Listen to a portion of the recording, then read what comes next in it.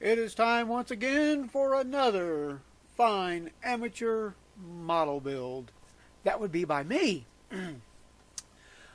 As you can see, with this model build, I went for the Star Wars Boba Fett Slave-1. While this is not an overly complicated model, and please remember that this is an original Boba Fett from, I think it was AMT on the box there, 1994. Also, made in USA. I did not realize that until after I started building it. It has some issues. Nothing too major, but it did fit together very well.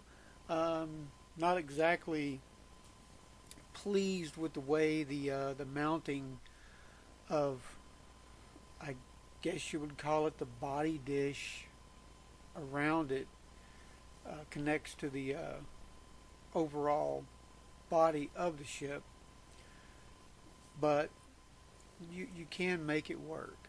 My main thing was getting the paint job down.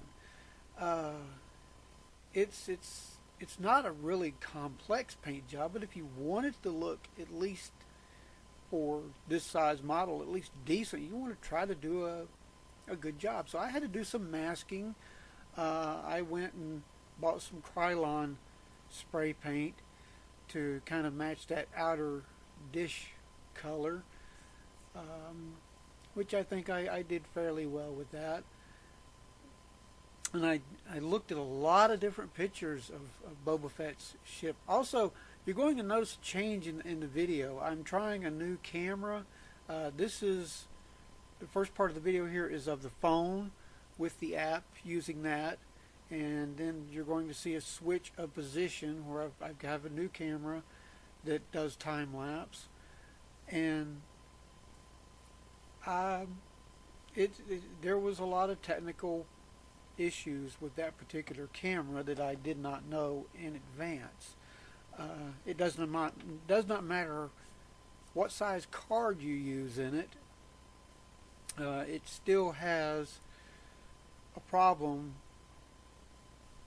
doing several time-lapse videos. It will convert the photos to time-lapse videos, which is nice, but apparently at some point either the software or the camera, when the card has so much on it, it will crap out.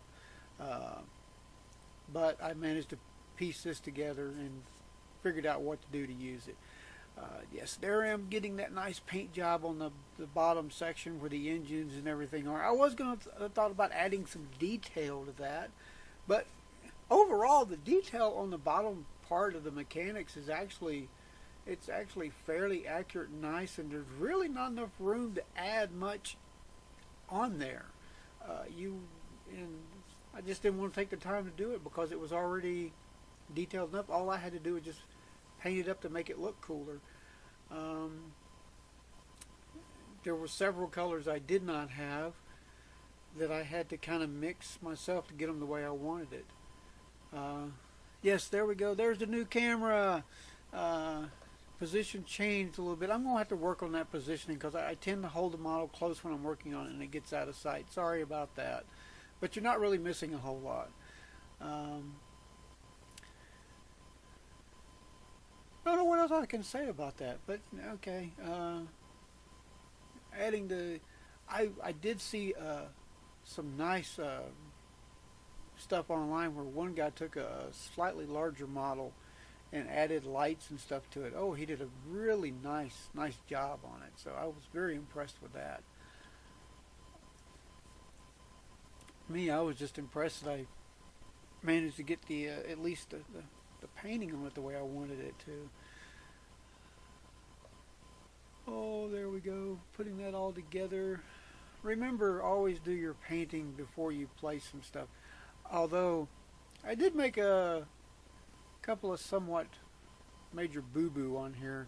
There were a couple of pieces I put together to paint and kind of make the paint blend real well on them when I realized that I needed to actually put those together on part of the, I don't know what you call those things on the side of his ship. Uh, Maybe they're the anti-gravitational devices that move the ship off the ground before engaging space engines or flight engines. I have no idea. But they turn slightly. They have a rotation to them that you can put them in. I guess one is land mode and the other one is space flight mode. So, but yes, you have to connect those two pieces to the fin. There's a little bar in there whenever you do that, and then glue it together. I glued mine together, so I had to kind of cut the bar, bend it out a little bit, slide it on, and then put it back in place. Thinking this thing has like two different types of engines on it, as like most of their ships usually do. That top one, it's got the white, yellow, and red stuff in there. I think that's the hyperspace engine, and obviously the two smaller ones are space normal engines. Then you have the anti-gravitational things that move it off planet side to get it into space. Who knows what they were thinking when they did that? I have no idea what the dish is, except for possibly, I thought at first maybe it was a side-to-side lasers, but it really doesn't clear the cowling part of the body very well. So maybe it's just a communications array that he can reposition to pick up different signals. I have no idea. If something does seem out of order, well, it's me that I missed that, trying to put it in order whenever I was compiling the videos back together again, trying to salvage what I could whenever the camera crashed on me. So at some point in here, you're missing at least a good segment of stuff that happened. It was so exciting. I know, but I got the side pieces put on, and there I am working on. Oh, my canopy did not fit. I probably could have made it fit if I had taken and then filed it down on one side, but I had sort of a gap on the sides of the canopy, and that kind of irked me a little bit because I was expecting that to be a little better. One of the things that they did incorporate into this model, which I was a little bit impressed that they thought to do that, is that the cockpit has a rotational feature to it, so that when it's in land mode, sitting flat, then the cockpit rotates, and then when it goes into flight mode, the upright position rotates for that position. And then you do have a open and closable ramp on this model, which is kind of nice. Don't know why they have it there, but they put it on there. And the front section there, where supposedly Han Solo and Carbonite was placed for transportation, that you can pop off. Who knows why they did that? Because, I mean, let's face it, in the movie it shows them carry him in, on the ramp, up the ramp, and then he's put into place. But I guess that's just so that that's where he stored him at. It doesn't come off in the movie, obviously. But it's there. I've already attached the body. Yes, I've got one little pin left on it there. And now I'm about to go into, what do we call the used paint job thing. It's mixing my colors up and adding it to the body and getting that nice feel that this ship has been used quite a bit by Boba Fett. Used my several methods that I used before was little kerosene mixed in with paint, thin it out, and then yes, I applied it to the thing.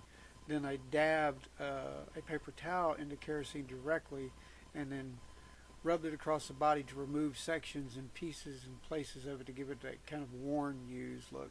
The Krylon paint turned out to be extremely well, more than 2 coats, and there the finished product was. These are pictures of it before I give it the used look, and that camera did not take a very good picture, I'll tell you.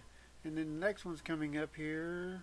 That's still the new camera, not very bright. I don't know if it's adjustable or not. Coming up, there we go. There's my used one. Had to use a X-Acto knife on that paint to get some of that off and give it the scratchy look. But there we go. That's my Boba Fett Slave-1, and hope you enjoyed the video, and I can't wait to do my next one. So thanks for watching.